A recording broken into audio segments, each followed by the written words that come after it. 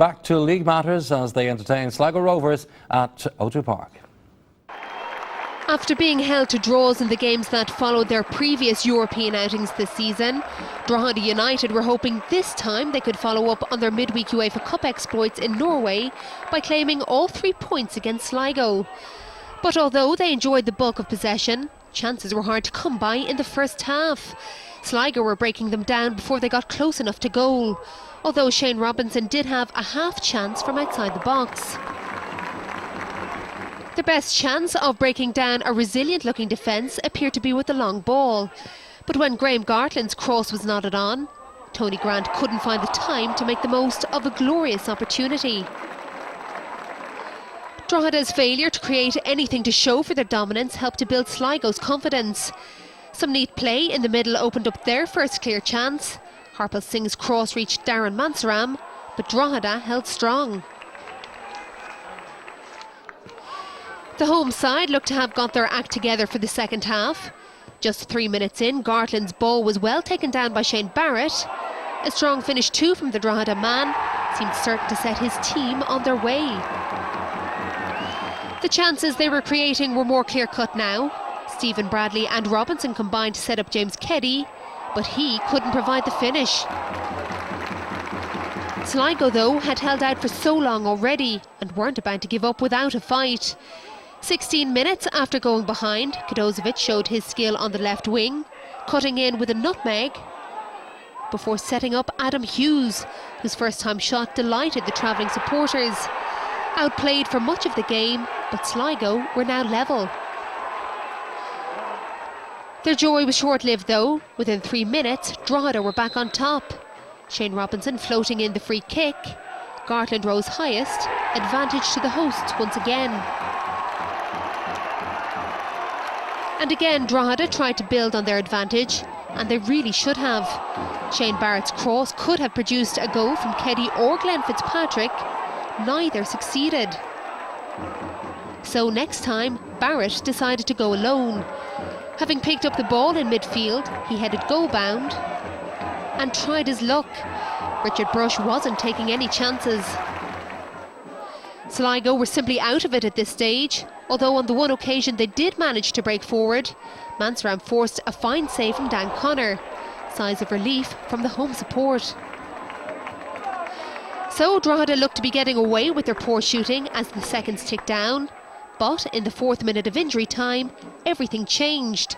Sligo had another one of their rare outings forward, which Drogheda failed to clear fully. Keith Foy provided another piece of magic to steal an unlikely draw for the visitors. So Paul Doolan's side lose 2 points they probably should have had in the bag long ago. The final score from United Park, Drogheda United 2, Sligo Rovers 2. Well, table. We're going to win the cup, so now you're going to leave us, so now you're going to leave us, so now you're going to leave us. We're going to win the cup. A home draw against non-league Killester United in the quarter-finals may have some Sligo Rovers fans dreaming of cup glory, but on Saturday night there was important league business to take care of at the showgrounds. Sean Connor's men had already recorded 2 wins over the visitors this season prior to the clash, and they had the first real chance. Harpal Singh missed the target after Brian Cash's effort was parried away by Stephen O'Brien. But the Gypsies weren't just there to make up the numbers, and Thomas Heary forced John O'Hara into a fine flying save shortly afterwards. With 18 minutes on the clock, the lively Cash again got away down the left. Darren Mansaram helped his ball into the path of Adam Hughes, who couldn't find the target. 6 minutes before the break, Bohs almost broke the deadlock. John Paul Kelly got the better of 2 Sligo players in the midfield and flicked a pass over the top for Aidan O'Keefe to run onto. The striker turned inside onto his left foot, but again O'Hara came to the host's rescue. Into the second half, and again it was Sligo who were creating more chances. Brian Cash just couldn't get the required power or direction into his header to trouble O'Brien on this occasion. However, from O'Brien's throw-out, the visitors lost possession, and Darren Mansaram was sent racing clear of the defence, but saw his effort come crashing back off the woodwork. Mansaram had another chance shortly afterwards, but he couldn't get the ball out from under his feet quickly enough to get a shot away, and by the time he crossed, the offside flag was up. Sligo were stepping up the pressure in search of a winner, and substitute Paul McTiernan forced another fine save out of O'Brien from the impressive Liam Byrne's cross. 5 minutes from time, the goal the home supporters were craving finally arrived. McTiernan went on a solo run right at the heart of the Bohs defence and was eventually brought down at the edge of the area. Harpal Singh stepped up to curl a left-footed effort goalwards, which O'Brien parried onto the bar, and the in-rushing Adam Hughes was on hand to apply the finishing touch from all of about a yard. And that effort proved to be the winner, as some late Bohs pressure wasn't enough to get them an equaliser and earn them a point. 1-0 was the final score. I think a lot of credit has to go to Bohemians. Came here, made it very, very difficult for us. We talked about that before the game. I don't think we've had an easy game against them. But again, I felt we said at half time that we knew if we could keep a clean sheet that we would get one chance, and we knew that this game was going to be tight and it might come down to one chance.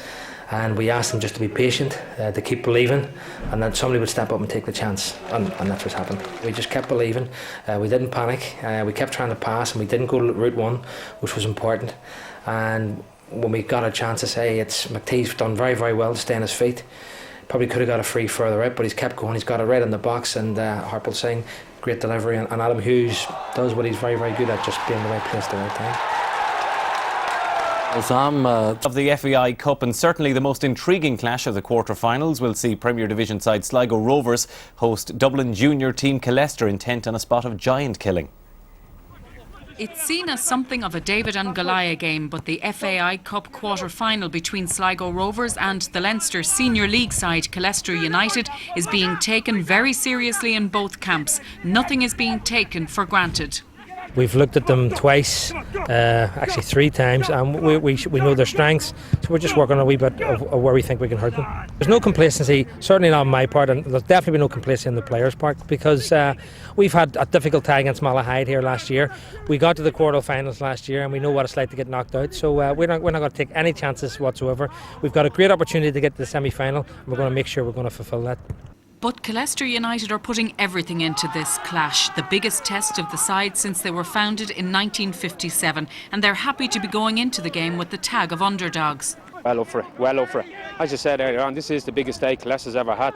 We have a quality bunch of lads down here, and we're definitely not going down to make up the numbers. We're definitely going down to give them a game. The lads will go up and they'll be confident. We'll believe we can do a job.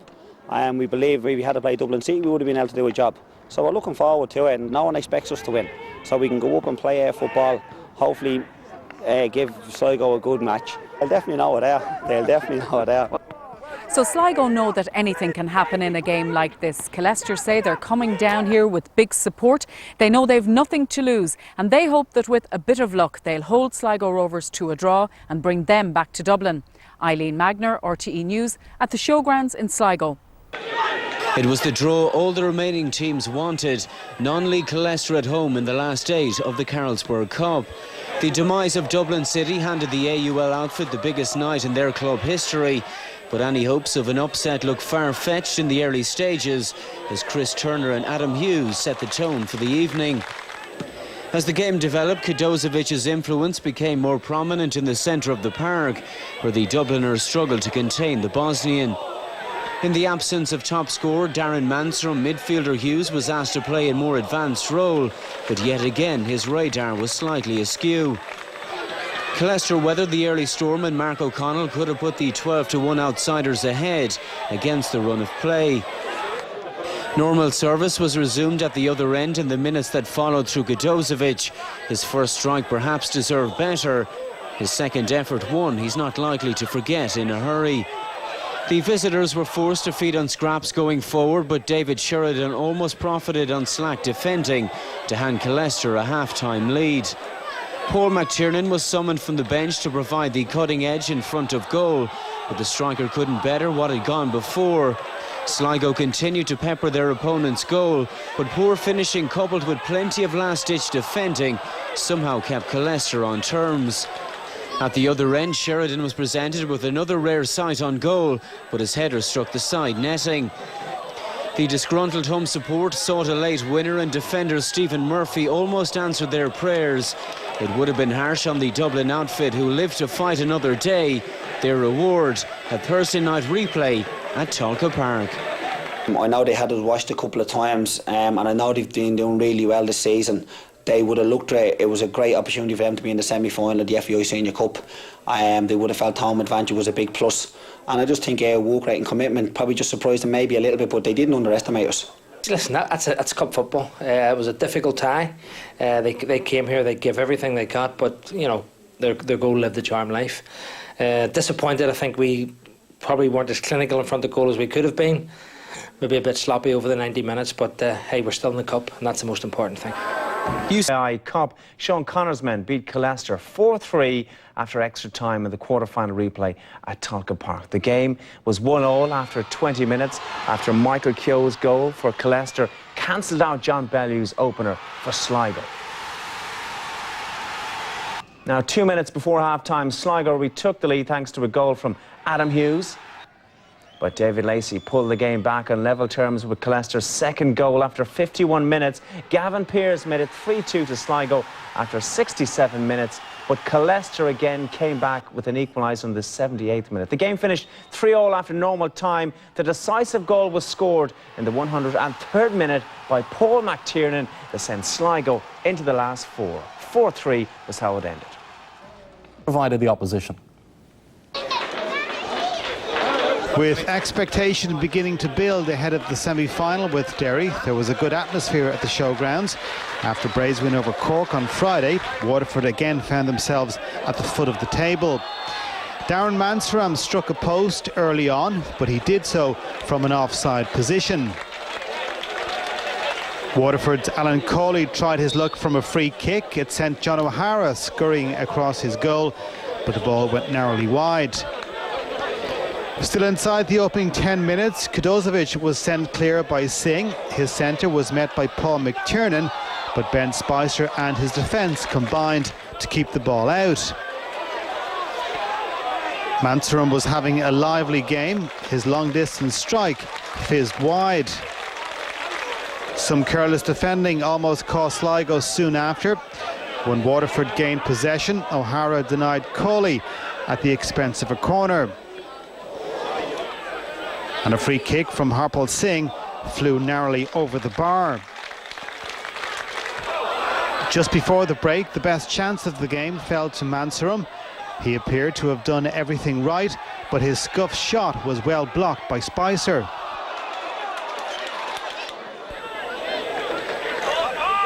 Waterford had the better of the second half when the clearance fell to James Chambers. His effort on goal was well saved by O'Hara.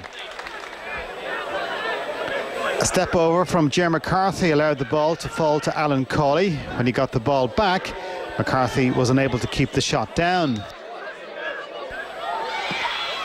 O'Hara was certainly the busier of the two keepers as the half progressed. Despite flapping at a free kick, he did well to recover and hold the shot from distance as Waterford went in search of all 3 points. Foy and Singh combined, but Spicer made a comfortable save. Chambers' optimistic effort sailed harmlessly wide of O'Hara's goal.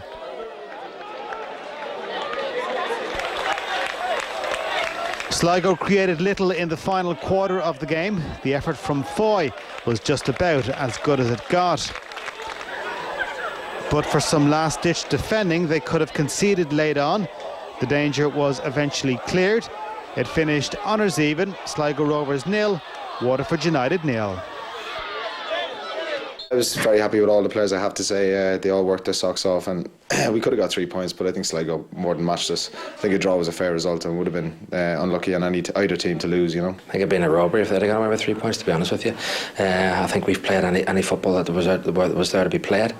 I think we've created clear-cut chances better than, I think that they had lots of half chances. They probably had one good chance, I think, that was sort of cleared off the line, but I never really felt we were going to lose the game. I always felt that it was going to be tight, and I always believed one goal was going to be enough to win the game. Damien Richardson made just one change to the Cork City team beaten by Bray Wanderers the previous Friday, with Neil Horgan replacing Admir Softic. Sligo Rovers were missing goalkeeper John O'Hara through flu. Chris Turner was suspended and Harpal Singh was injured. But despite those losses, the away side began very brightly and were clearly up for this one, despite having an FAI Carlsberg Cup semi-final looming on the horizon. With 5 minutes gone, Paul McTiernan got in behind the Cork defence, but his attempted lob lacked direction. 10 minutes later, McTiernan was presented with a better chance of scoring the opening goal, but under pressure from Danny Murphy, he scooped his effort over the bar. 24 minutes were on the clock before City engineered their first shot on target, Colin O'Brien bringing a fine save out of Sligo keeper Richard Brush. Shortly after the half-hour mark, the home side should have taken the lead when Neil Fenn played in Roy O'Donovan, but Brush was quickly out to sweep away the danger and deny the incoming Colin O'Brien. But Rovers, to their credit, were giving as good as they got, with McTiernan proving a constant threat up front. Into the second half, and Rovers kept pressing for that all-important opening. This time Gary Curran tried his luck from distance and Devine had to save at full stretch. The game was to swing City's way in the space of 60 seconds when Sligo missed a clear-cut opportunity and Cork made them pay. On 70 minutes, Mansaram combined with Hughes before setting Curran clear down the right. His cross was missed by McTiernan, and then Kudozovic completely miskicked with the goal at his mercy, and Devine was able to gather. It was a terrible miss by the Rovers man, and a great opportunity to open the scoring had passed for the Cup semi-finalists. To make matters worse, Cork broke away instantly. Joe Gamble picked out Fenn on the left-hand side, and he played a first-time ball into Billy Woods, and Woods squeezed his shot inside the post and keeper. 1-0 to City after 71 minutes, but it could so easily have been 1-0 to Rovers. City made sure of the points 3 minutes from time when O'Donovan found himself in a one-on-one situation with Brush, and he kept his composure to slot the ball beyond Sligo's substitute keeper and put the match beyond Sean Connor's men. So 2-0 to City is how it finished, so their quest for a place in Europe next season is back on track. Sligo Rovers now look forward to the visit of Derry City in the FAI Carlsberg Cup semi-finals on Sunday. The second of the FAI Carlsberg Cup semi-finals took place at the showgrounds in Sligo this afternoon. The home side were taking on tournament favourites Derry City for the chance to meet St Pat's in the final. There's a great cup tradition in the northwest, and the local derby between Sligo Rovers and Derry City at the showgrounds brought the fans out in force for the Carlsberg Cup semi-final. Even with home advantage, Sligo were seen by many as underdogs, but against a Derry side still in the hunt for the treble, the Bitter Reds started brightly, with Paul McTiernan hitting the crossbar within seconds of the start. Sligo unsettled their northern counterparts, and roared on by the vocal home support continued to carve out chances, McTiernan again testing David Ford in the Derry goal. And with the strong wind offering an advantage, a Chris Turner free kick swirled in the air and caused Ford even more problems. But just before the break, the mercurial Paddy McCourt jinked through the Sligo defence to force a save from John O'Hara. With the wind at their backs, Derry applied the pressure in the second half, and a man-of-the-match performance from Sligo goalkeeper John O'Hara kept his side in the match and in the cup. Time and again, the Mayo man denied Derry as conditions deteriorated, and right at the death, Sligo could even have snatched it. However, a thrilling 0-0 kept the crowds happy, both sides still in the competition. St Pat's await the winners in the final. With a fireworks display scheduled for Derry City Centre earlier next Tuesday evening, the replay of this absorbing tie will be at the unusual time of 9 o'clock at the Brandywell. However, for the eventual winners, it's sure to be a happy Halloween. Tony O'Donoghue, RTE News at the Sligo Showgrounds. Sean Connor resigned from his position last Friday prior to their game against UCD at Belfield Park. Rumours surrounding Sean Connor's future at Sligo had been circulating throughout the day, but on the field of play, Rovers were hoping for their first win over UCD this season. They started brightly, and Faz Kudozovic almost handed them an early goal with this terrific effort from 25 yards out. 3 minutes later, UCD thought they'd score the opener when Derek Doyle pushed the ball into the back of the Sligo net. His effort, however, was harshly ruled out for offside. At the other end, Paul McTiernan caught a glimpse of goal, but he marginally got in front of the play to deny himself a real opportunity. Moments later, Doyle found himself behind the Sligo defence, but he failed to hit the target with this wayward effort. Doyle was causing all manner of problems for the visitors, and his mazy run set up Patrick Kavanagh, but he blazed over with the goal at his mercy. The final opportunity of the half fell to Gary Dicker, but he'll be disappointed he didn't capitalise on Kavanagh's wonderful cross. UCD held the upper hand in a tame second half, although they just couldn't break down a stubborn Sligo defence. Derek Doyle had his shot here, pushed away by Richard Brush.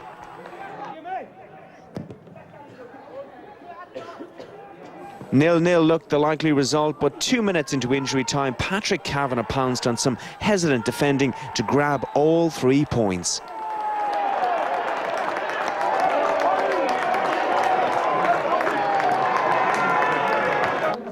Sean Connor's resignation was confirmed after the game, although he refused to be drawn on speculation linking him to the Bohemians' vacancy.